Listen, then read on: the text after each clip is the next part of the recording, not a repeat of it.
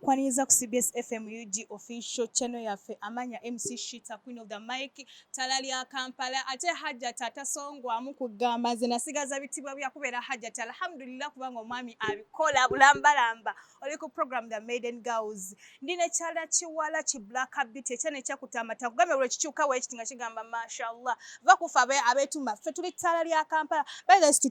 tetukyetuma but ne wontunuli of course ndi talali ya Kampala naye waliwo mukwane yasalawo kubeera muno yetagenda kukkiriza kubeera the light of Kampala oba abeere light of what kugambye nyina yakiikirira abakazi abatagala kugwa mu kizigo abakyala abatagala kweyerusa mukwano ntambula naye olunaku olwaleero mukwano soko tweyanjuleko yasalawo butagwa mu kizigo kati wazizigo ndesesala Shitah mu byonna byokole kizigo kikole ki kijjeemu okitegeera naye nga erinnya nangendo Joy aka Infinity Bea Black Bea anti Shitah mpita Black Bea banaye if you want nga gwe show yaffe ekola ki ekunyumira kindly go and subscribe like and comment mutugambe banaye Maiden Galz njagala mukyuse waneno ne wano tujja bawuliriza era tujja kola kimukola ki kyemwagala olwaleero tuzze okubasosotolera tuzze okubawa amawulire ebya Shakibu mwabiwulidde abaana bayingira relationship ezalakizale zafuukidde akabasa naye ng'olwaleero Shitah omulamwa gwa leero guli gutya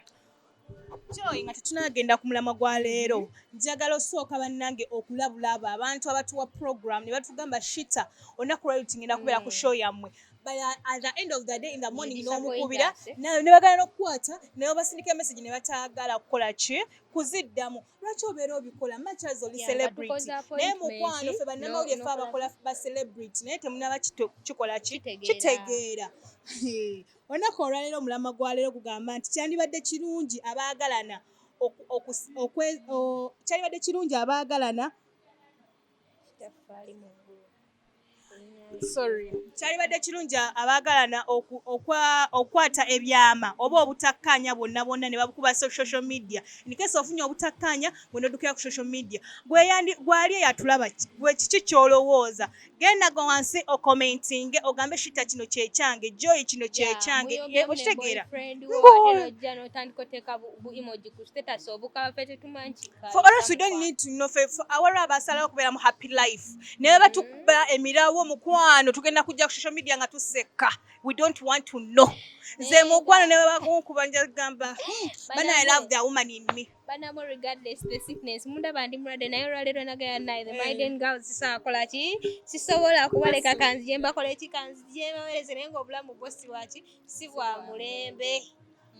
mwaitwa tuliwo okubaweereza yadde tuli bawadde tulinokola ki kino naye nga nze Shitah ku mulamwa gwa leero banaye you guys you should have privacy banaye private relationships zinyuma obeereyo ne bakuba obeereyo ne bakumenya omutima naye nga tewali n'omu akola ki tewali n'omu akimanyi nti mubadde na mu relationship si gwe obeereyo ne wenyiga wekka omutima naye the things of posting things simayanga biki my babe ebyo bintu bibaleetedde okubasa relationships zalakizale bakolere bu surprise opostinze omusajja bwana kujja ogenda kujja oti otunyonyola embunombo ate kati bannaye omusajja gwembadde mbadijisa gwembadde mbagamba nti njagala nnyo tumuloza teyakyali so it's very good you keep your relationships private buli ekigenda maaso n'okikola ki n'okikuma nga kiri private ebintu ebyo binyumya bwonna abeerako mu relationship ng'eri private eryaddala binyuma nnyo okusinga obeera mbinene byokwerabisa ate simayanga mbu omusajja yakoze kineno ne mujja ku status ffenna ffe abakyaliyo nga mwekwana ne mutandika kati ate ebintu byokwerabisa bireese obuzibu ku midiya temukimanyi nti abaana babakubako eyo obutabo mufuuse content naye nga content bamuggyemu ezo relationship zammwe mwati mwagala abamu kibaleetedde n'okuba nga basungibwa kwegamba bagamba gwe maama gwe wapata n'ogwo bakusunga ennaku yo lwaki ogitukuba olaba Shitah kati obadde mweno relationship kati bagalchalde obadde mweno relationship oli mweno mufunye obutakkaanya n'ogamba let me just jump into another one nobeera mu relationship goza okulaba bagenda ndowooza bagenda gamba oyo omuwala muneeteyeewa kitiibwa okitegeera gwe munnaye gwe gwatatya kusungibwa gwataswala buzibu kimmaada wabaki muwala wa Falaawo batabani ba Falaawo ndowooza gye muli nedda ne bawala ba Falaawo nedda bakisussa bwe bakakukyawa eno week next week omaze tukabireyo week ejja ng'ojja otukubako omulala ngera tukusaasira. Who's having that time, my dear? Even you're disrespected. Olaba ebintu bireeta disrespect Shitah mubadde mu relationship n'omusajja wo tewali n'omu amanyi nti oba omusajja wo talina ssente ne mufuna obutakkaanya n'otandika temulabirayo eshakibu ate munyange ate anko tebatandise muyita maada talina kyatekana ku mmeeza anko batandise muyita maada mbuno mbu yakola kiyafumbula kyokka bambi naye gayi mulungi bitya tasobola kukwatamu eti kuteekawo kyakummeeza wali eri ezo relationship ezaalakizale kati olaba ebintu ekintu kyabadde kitono nnyo naye kati babirese mu public so kati they are disrespected tewali muntu abadde tamanyi ti Shakib talina kyaleeta ku table naye after everything ebintu byalese bitawaana kati bali awo bagamba omusajja biki kali awo tekalina na ssente biki naye Shakib yabagambye naye yabagambye nti nno buli kimu kyakola ki buli kimu akyetuusaako ye nga ye yagaye muno zari ssente ze yali amuwadde nnyingi ennyo okumyeza kakadde kamu baneshulwa ka Uganda ebintu ebyo bye muvayo ku social media oli n'agamba nti no yes bankyaye let me posting kanko kaabo bankola eki oba nvuma oba munkola eki abantu abamu mukwano you are keeping your records ate social media teyeerabira ogenda kati ng'ebiriwo esaazi nebyazarwa ebitambula mukwano ne woonaba ng'ofudde oba ng'ayiseyo emyaka emeka social media ejja kubanga ebireeta flashback bijja kudda bagambe ne baana eno nabo bayombako. By the way, if you didn't know, there are young generations you inspire. So kati abaana babalaba nga murwana baga naye those records are going to be kept era bagenda kola ki bagenda kubiraba bamanda mujja kuswala naye kankubuulire n'oba ng'olikyali wange ne kusala social media mbu bankyaye nkaba mukwano soka ne nkubuuza wazaalibwa n'oyo omuntu bamukupimako mba bati bakutuuka tonnagwa mukwano nedda eddiini yaffe tugamba abaana ba akibezo tonnagwa mukwano bw'oba tonnagwa mukwano toyogerera abantu bakola ki those people are keeping bad records by the way n'ekirala ekirese ebyo by the way kankugambe abantu abamu bannange baagala nnyo kye bayita drama katemba omungi they want attention yes ate abayimbi bakozanga stand mwagala attention naye attention agenda kuleeta akati akabasa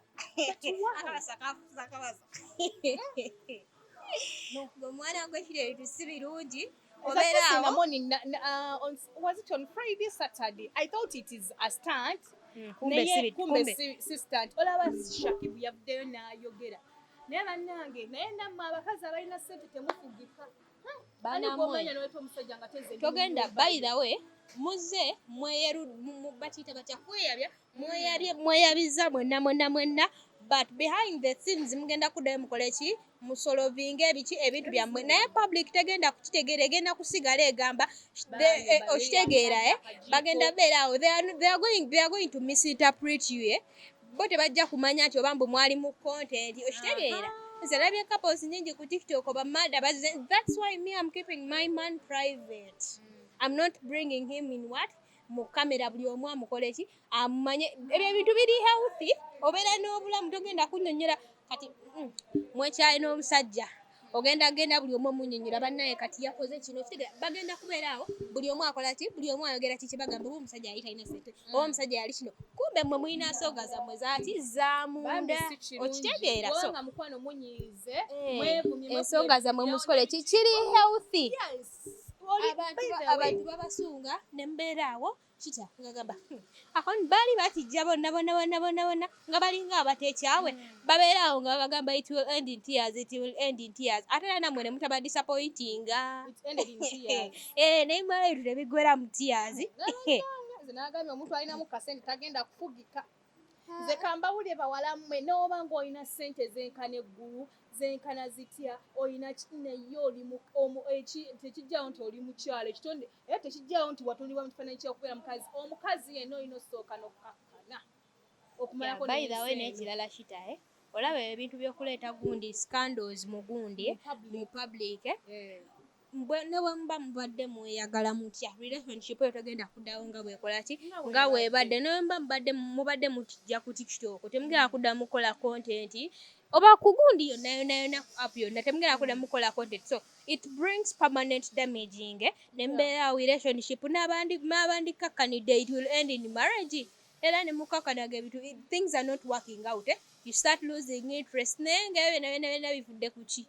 ekintu kyangu nnyo funa omwami wo sit somewhere know how to handle your guy sit somewhere you talk you're going to sit somewhere and handle your guy bw'obanga oli akikususseeko tambulamuuko nga wiiki 2 omuviire give him space give that person space then you come back sogera akazungu banaye akaaba America kiba healthy maina kuzino ndi mu Americaring akazungu naye nga mukyafe tubamu n'obunyomero obw'enjawulo entertainment katugendeko mu bulango bw'abakama baffe ate tulabe nga tukola ki nga tukomawo kwata yereri omudize moderator relationship ezakabasa leero omulimu gusabulidde kulikayo omulango w'abakama baffe okyali ku program the Maiden Galz nyongera okubajjukiza mwe mwenna abanyumira program zaffe ez'enjawulo wano ku CBS FM UG nkugambye mukwano bankusaba genda osubscribinge olikinge okoleki tuzibeerayo ku YouTube TikTok tusalamu bu videos kosane Facebook mukwano toyina kutuula kubeera awo okugambye ebirungi biri ku CBS gobeera nga weebowa mukwano justice naye nze kankubuulira ebintu bino eno Joy kankugambe mwana gwe mubeera mwezo relationship zalakizale nga omusajja amusirikira bonodozi nemujeeko I'm talking about the point badde nino soka ne mayane amma badde nino koma onso ke mbanyonyole so kati omusajja amusindikira bunodozi muyombyemu ala tabuseeko nga bunodozi tabusukuma ku media mada toswadde olozo ekiswalo kigenda kuba ate sometimes it leads to family break up like bazadde bwe bakukyawa family nga tokyasajja facinga bane osobola bamaze okuteekayo how will you face your family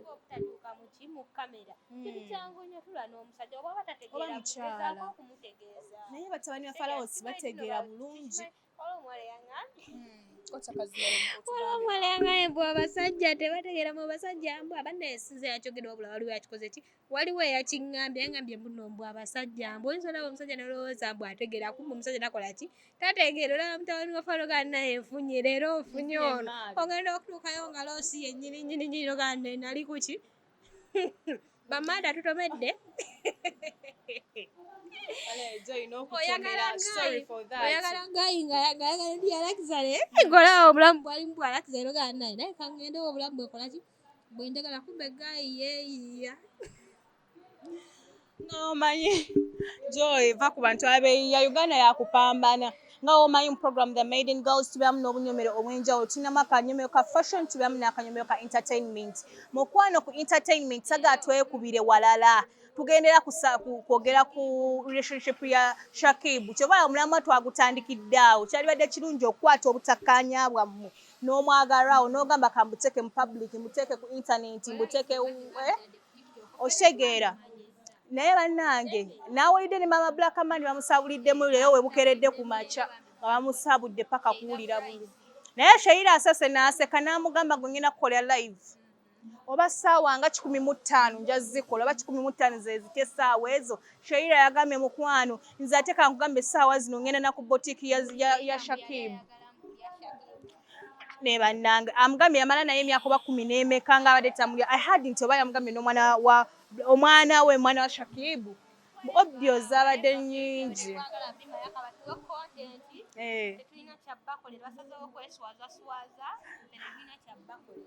bannange bambi you sit down if it's a stunt kindly bambi you should stop that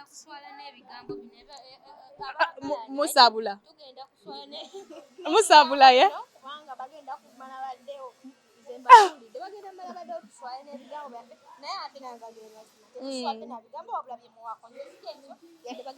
kwerinda bagenda mu maleera baddewoze kuwulira tebakyakalana kwogera bakyakalanako era nebogera ne bamaani baddawo bayigawo obufumbo bwebutyo naye mukwano obwedda ku social media wala akayimba ka Maureen Nantume ke batadde ku kifaananyi kya Shakiba obwedda akatambula kino kyoyingidde osimanga kiringa kiyungu bw'omukka ne gweyongera ogumira mu muli ne bagamba abaana b'omwami bwe babaayo baagala nga kati Zari yabadde omwami Shakibu yeki omwana wa Haruna Mubiru yavuddeyo nga gwetana kokimwa yabadde omulungi ate omubibibi leero nange ande face toko simanga tikitoka leave alone the voice by the body and nice byana byabadde awo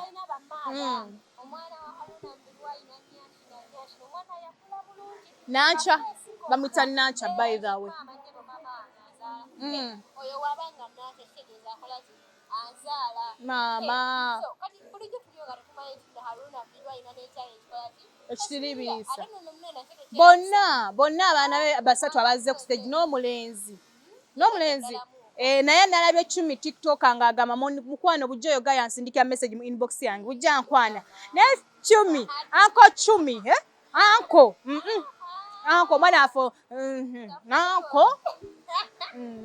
anko okisusiza bayita ekivulu kino kye nakyagaddeko ekivu kya Haruna Mubiru bane mwabadde abantu b'obuvunaanyizibwa si bano ba muyoolero mukwano ne bannamawulire batugobyeyo nga Serena ki neda nze nabagamba abaana banvumanya ku internet yange ne mbagamba nze I love old music kati ekyannamubiru bane ekyajjuza n'ekya Haruna kikebese mu scenarios abana ennaku zinene nga baagala kikadde ate kwami wabaddewo bantu bavunaanyizibwa bano bakolamu bano baani bakirumira bano bamaama lususu ba bizigo naye bano abakazi banne kankugambe bujjo manye abantu abagwa mu kizigo bali mu myaka gyaffe mukwano bamaama mwadde abakazi abakulu nga naye nga ekizigo bakitegeera nagambe sabula maama ng'ekizigo bakitegeera paka kuwulira bubi bannange tunaakomawo okulwokubiri olujja mutulinde